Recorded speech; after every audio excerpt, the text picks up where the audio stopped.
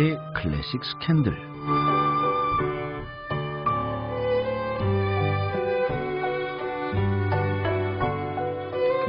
클래식 음악의 다양한 스토리를 만나볼 수 있는 시간입니다. 강효욱의 클래식 스캔들. 오늘도 강효욱 작곡가님 나오셨습니다. 어서 오십시오. 네, 안녕하세요. 한 주간 잘 지내셨나요? 네. 요즘은 대체적으로 어떠세요? 본인의 삶이. 많이 이런 질문이 거의 없죠. 살다 보면 어떻게 사세요? 이런 질문을 하는 경우가 네. 없잖아요. 요즘 너무 바빠가지고 사실 네. 이제 학기도 대학은 거의 종강할 때가 돼가지고요. 그렇죠. 마무리하느라고 네. 또 바쁘고, 그리고 이제 뭐 여름에 공연들이 있습니다. 네. 이제 준비하고 있는 7월에 음악극을 올리고, 또 9월 달에는 가곡 발표회가 있어서 네, 그래서 뭐 배우들 만나서 미팅하고 네. 악보 정리해서 전달하고 뭐 이런 작업들을 하느라 정신이 없습니다. 그러시구나. 네. 일단 무언가를 정신없이 한다라는 게 네네. 뭐 때때로 힘은 들지만 네. 그래도 삶이 좀 더 재미있는 요소 중에 하나잖아요. 그렇죠. 그러니까 바쁘니까 네. 예, 이렇게 쉴 때 이게 휴식이지. 이게 휴식이지. 네, 온전한 휴식을 느낄 수 있는 것 같아요. 그렇죠. 네네. 계속 쉬면 더 힘들지 않아요? 네. 심적으로도 힘들고 육체적으로도 힘들고. 네, 제가 매일 좀 쉬고 싶다 이런 생각을 하는데 네. 예, 친구들이 그래요. 네가 얼마나 쉬나 한번 보자. 그런데 보통 하루 지나고 나면 이틀 차 되면 이제 심심합니다. 심심하죠. 네, 어디 나가고 싶고. 네. 본능적으로 그런 것 같아요. 사람들이 네. 그게 심심한 걸 못 참는 것 같아요. 네, 네, 무언가를 맞아요. 좀 해야지 되는데 네. 가만히 있는 걸 되게 힘들어하는 것 같습니다. 그렇죠. 대부분의 분들이. 네, 그게 살아있는 거죠. 네. 때때로는 근데 이제 혼자 있는 게 좋을 때는 있는데 그게 네. 오래 못 간다는. 네. 근본적으로 외로움 동물이다 보니까. 맞아요. 그죠? 네. 자, 오늘 클래식 스캔들 어떤 내용을 준비하셨습니까? 네, 오늘은 현충일이잖아요. 네. 그래서 조금 차분한 곡을 좀 준비를 해보았습니다. 네, 차분한 곡이요. 네네. 오늘은 여러분 잘 알고 계시는 러시아의 작곡가 세르게이 라흐마니노프의 곡을 준비를 했는데요. 네. 라흐마니노프 하면은 이제 뭐 마음을 울리는 멜로디로 굉장히 유명한 작곡가고, 네. 또 그뿐만 아니라 본인이 굉장히 탁월한 피아니스트예요. 그래서 피아니스트들의 우상이기도 하죠. 네. 그래서 피아노 곡들을 많이 썼는데 너무 어렵습니다. 네. 곡이 너무 어렵다. 네, 곡이 너무 어렵습니다. 음악 하시는 분들이 일부러 그렇게 어렵게 하는 건 아닌가요? 그러니까요. 근데 이 라흐마니노프를 보면은, 그러니까 본인이 연주자인 경우, 네. 전에 파가니니 때도 한번 말씀드렸던 그렇죠. 것 같은데, 본인이 연주자인데 굉장히 잘하는데 작곡을 한다. 그러면 내가 할 수 있으니까.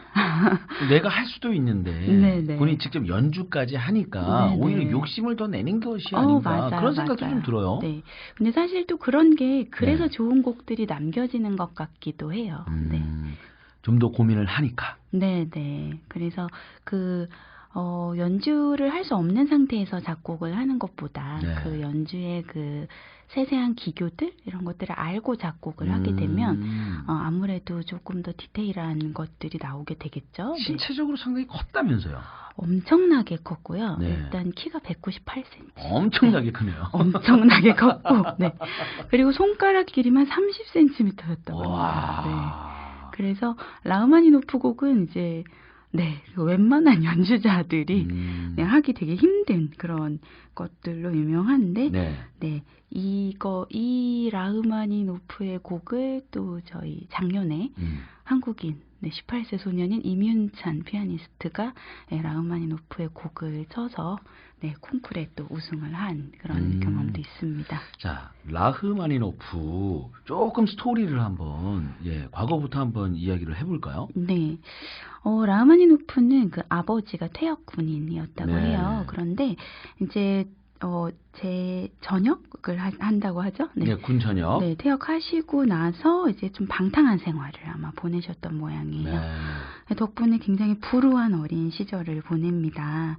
그런데 다행히도 음악가였던 사촌의 권유로 음악원에 입학을 하게 되고요. 네.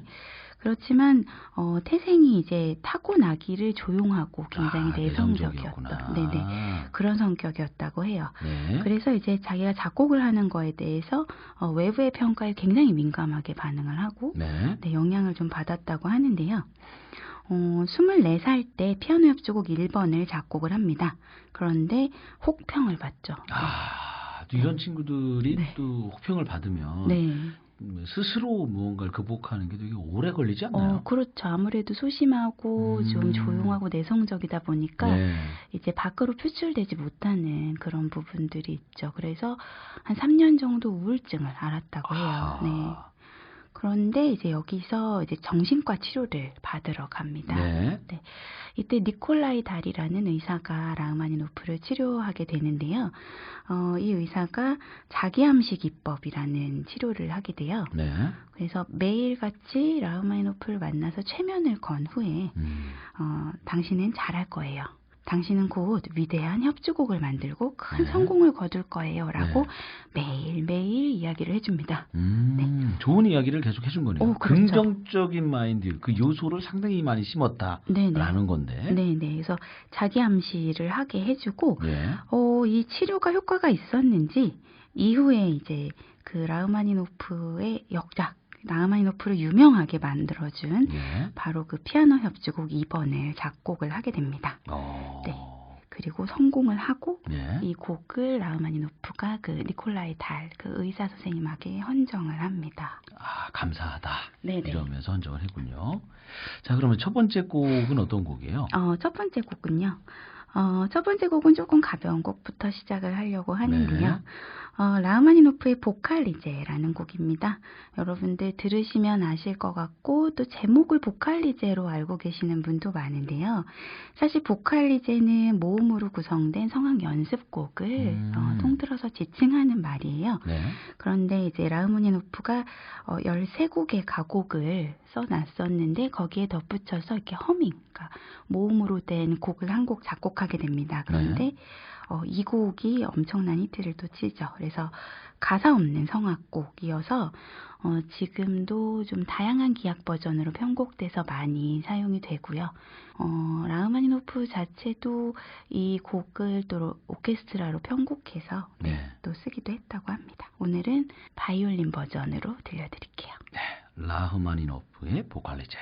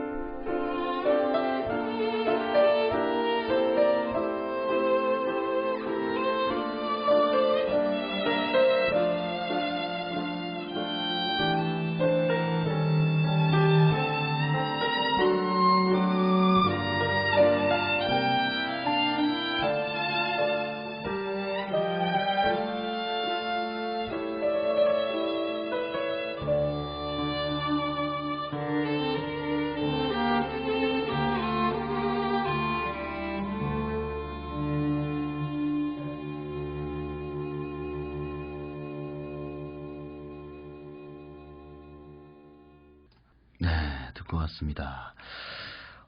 되게 감성적이라고 해야 되나요? 네네. 그 그렇죠. 잔잔잔잔잔잔잔 이게 네. 바이올린 곡이라고 그런가요? 네, 워낙에 그냥 그 성악곡으로 할 때도 예. 좀 많이 그 러시아 감성이 물씬 풍긴다고 해야 될까요? 러시아 감성 네네. 어떻게 이해해요? 러시아 감성. 그 라흐마니노프나 차이코프스키의 좀 느린 곡을 들을 때 늘 느껴지는 그런 느낌이 있는데요. 네. 같이 느끼실 수 있으면 좋을 텐데, 네, 다음에 또 차이코프스키의 곡을 한번 가지고 와서. 하여튼 뭐 지금 들으신 네. 이 곡이 러시아 네. 감성이다라고 우리가 네, 조금 네. 이해를 하려고 하면 될 것 같아요. 네네네, 그렇습니다. 자, 두 번째 연주곡은 어떤 거 들을까요? 두 번째 연주곡은 또 아까 말씀드렸던 피아노 네. 협주곡 2번인데요. 네. 그 전에 또 이야기를 조금 더 드리면. 어떤 이야기요? 네. 라흐마니노프는 제가 아까 전에 피아노 곡이 굉장히 유명하다라고 네. 이야기를 했잖아요. 그런데 이 피아노 협주곡 2번으로 성공을 거뒀죠. 네.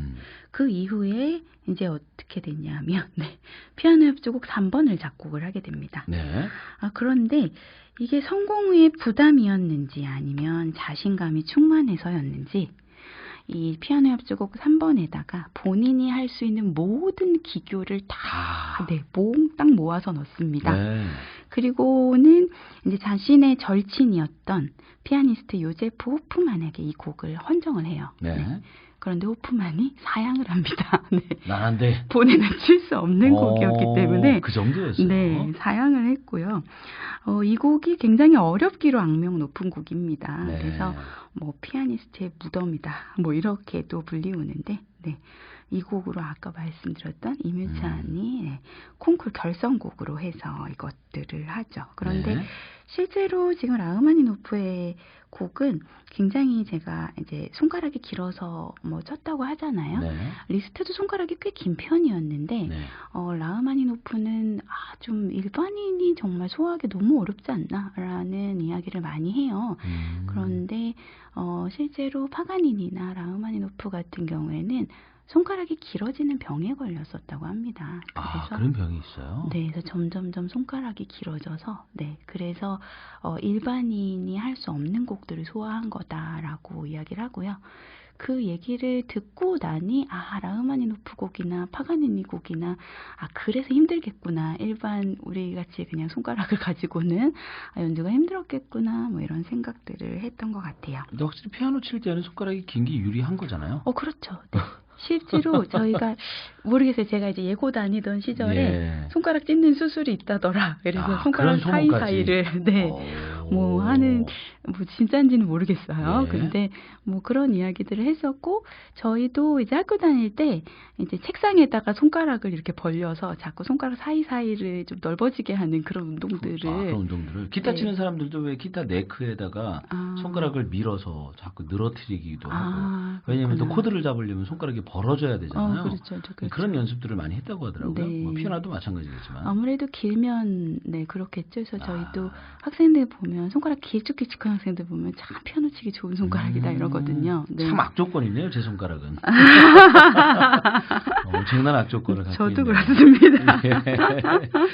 자, 그러면 두 번째 곡은 소개해 주시죠. 두 번째 곡은 라흐마니노프의 피아노 협주곡 2번. 아까 라흐마니노프의 인생을 성공으로 가져갔던 그 곡인데요. 이 곡은 한국인이 가장 사랑하는 클래식 1위에도 올랐었습니다. 그래서 여러분들께 팁을 드리자면 여러분들 라흐마니노프나 좋아한다 하시는 분들 무슨 곡을 좋아하냐 그러면 나는 피아노 협주곡 2번을 좋아한다 하시면 그 정도만 해도 네 웬만하면 그 곡 나도 좋아 이런 얘기 나올 수 있기 때문에 이걸 들려드리고 싶고 이게 좀 긴 연주여서 사실은 마지막 곡으로 선택을 했습니다. 그래서 중간중간 나오는 그 라흐마니노프 특유의 멜로디 그 러시아의 감성을 한번 느껴보시면 좋을 것 같습니다. 자, 그럼 라흐마니노프의 피아노 협주곡 2번 임동혁 씨의 연주로 보내드리도록 하겠습니다. 오늘 여기까지 하겠습니다. 오늘도 강효옥 작곡가님과 함께했습니다. 고맙습니다. 안녕히 계십시오. 네, 감사합니다.